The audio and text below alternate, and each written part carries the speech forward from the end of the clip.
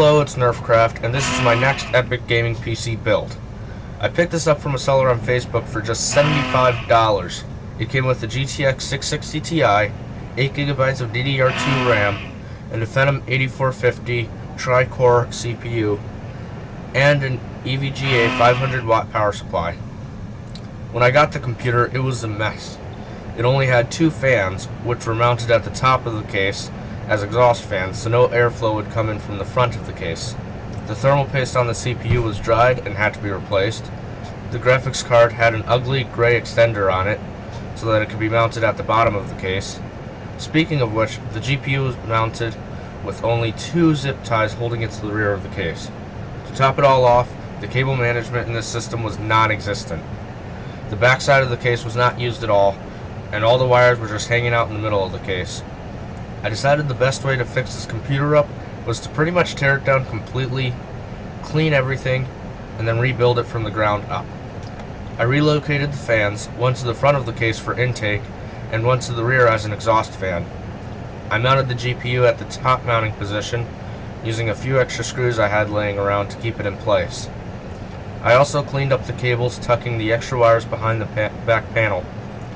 Finally, I threw in a used 500GB hard drive I picked up on eBay for just under $15, bringing the total build cost to about $90.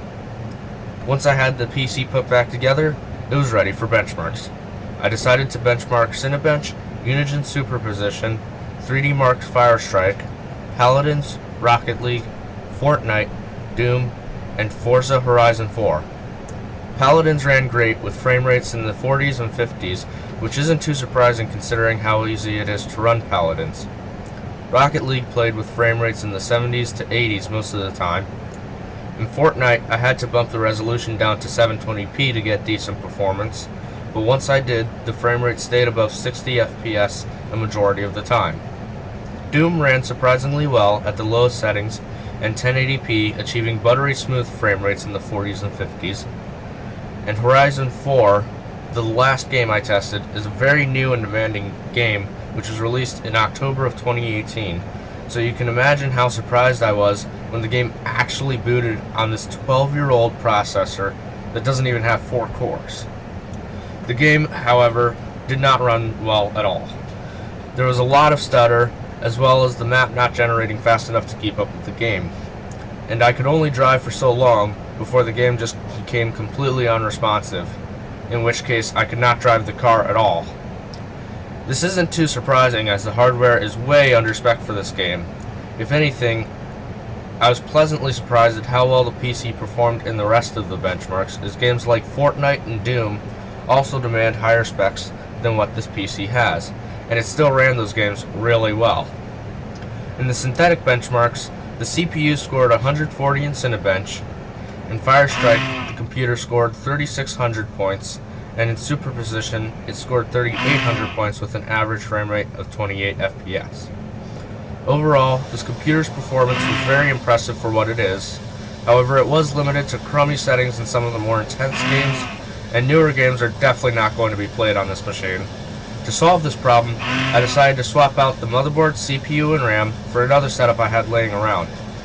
This setup had an i7 3rd generation processor, along with 8GB of DDR3 RAM, and I got this for about $167.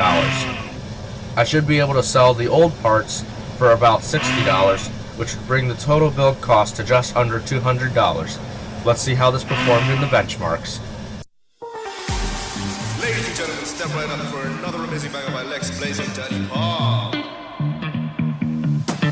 Touchdown to Heathrow, DP and me, bro. About to hit the club and turn that shit to a freak show. Look through the peephole, everybody geek, yo. Need to get girl with an extremely deep. See 6 midgets that be fighting, juggling. Maybe it's just me, cause my mind is struggling. Babes, boyfriend is acting like a clown. Know what's going down every time that we are down. Take a look through the peephole, yo. Everybody's getting geek, bro. Stop the hate and let them neeks know that we turn the club into a freak show. Turn the club to a freak show. Turn the club to a freak show. Turn the club, yeah, we turn the club to a freak show.